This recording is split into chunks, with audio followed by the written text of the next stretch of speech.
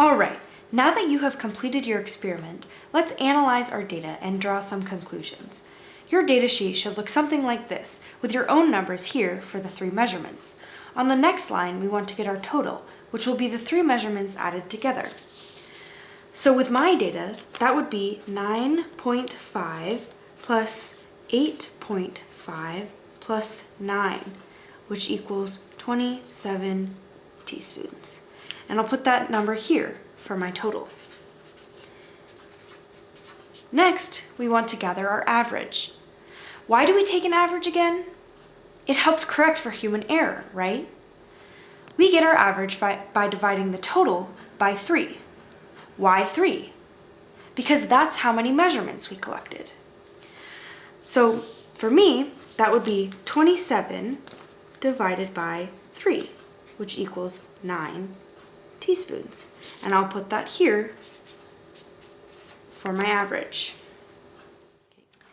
So what does this number represent? Well, it represents how many teaspoons of water would leak from my faucet in 1 minute. And how could we use this number to figure out how much water would leak from your faucet in 1 hour?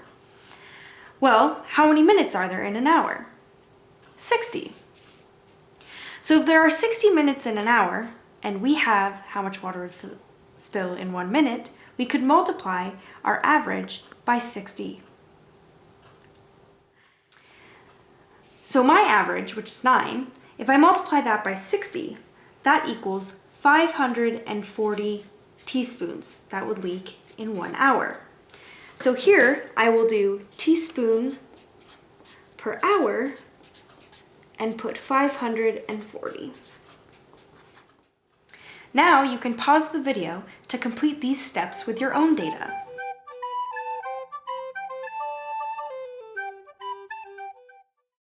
If the faucet leaked for a whole hour at the same rate, should the number be larger or smaller?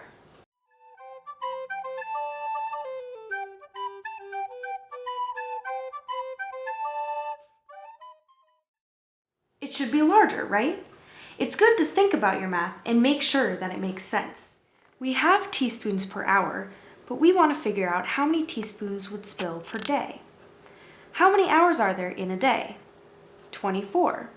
And what math operation would we use? Multiplication again. This time we will multiply our teaspoon per hour measurement by 24 because there are 24 hours in a day.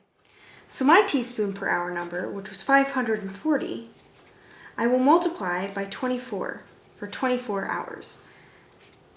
And that comes out to 12,960 teaspoons that would spill in 1 day.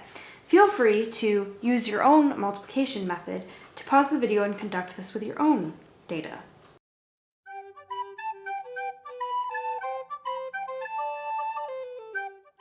So now on our data table, I will put teaspoon per day, which with my data was 12,960 teaspoons. Is your number bigger or smaller?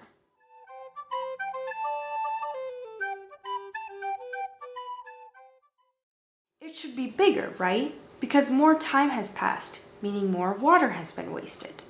What is a teaspoon anyways? It's pretty hard to imagine, right? And visualize. So let's convert our number into gallons. You may need a calculator for this part. So there are 639 teaspoons in 1 gallon. So to convert our number to gallons, we are going to divide our teaspoon per day number by 639. So with my data, that would be 12,960 divided by 639.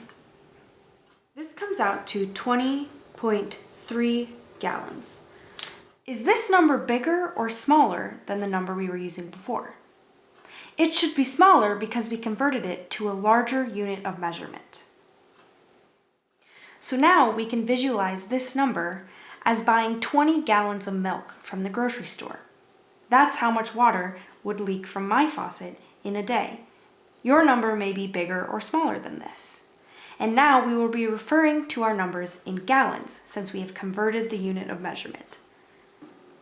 So now we will make a new line on our data table and put gallons per day. My number came out to 20.3 gallons. Now we can keep going. To figure out how much water would leak in a week, we will multiply our gallons per day by 7 because there are 7 days in 1 week. So my gallons per day total was 20.3. If I multiply that by 7, I get 142.1 gallons. Again, feel free to use whatever multiplication method you normally use. So now, if we wanted to find out how much water would leak in a month, we can multiply our gallons per day measurement by 30 because there are approximately 30 days in a month. Sometimes it's a little more, sometimes a little less, but on average it's 30 days. So my gallons per day total was 20.3. If I multiply that by 30, I get 609 gallons. And now you can add both of those into your data table.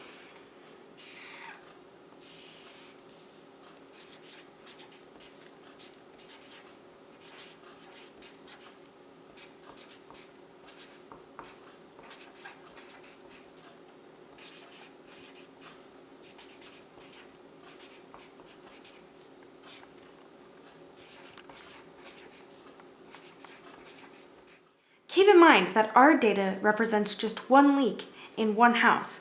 Now imagine if every house in your town had a leak the same as yours. That adds up to a lot of water. For example, there are about 80,000 houses in Gilbert, Arizona. So if every house had a leak about the size of mine for a whole month, I would multiply my gallons per month number by 80,000. For me, that would be 609 times 80,000, which comes out to 48,720,000 gallons of water.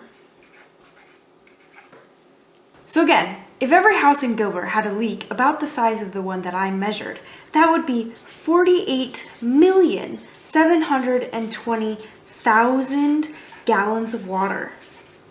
That's a lot of water. That's the equivalent of over 3,000 swimming pools. Now that you've seen how much water is wasted from leaks, what will you do next time you see a leak? Well, there are a couple of things that you can do. First, make sure the faucet is turned all the way off and that it is actually a leak. And if it is, let an adult know so that they can fix it or call a plumber to fix it. And if it can't be fixed right away, we recommend putting a cup or bucket underneath to collect the water so you can give it to your plants rather than let it go down the drain. We at Arizona Project Wet hope that you learned something new about conserving water and that you'll use your new knowledge to save water. Thank you for joining me.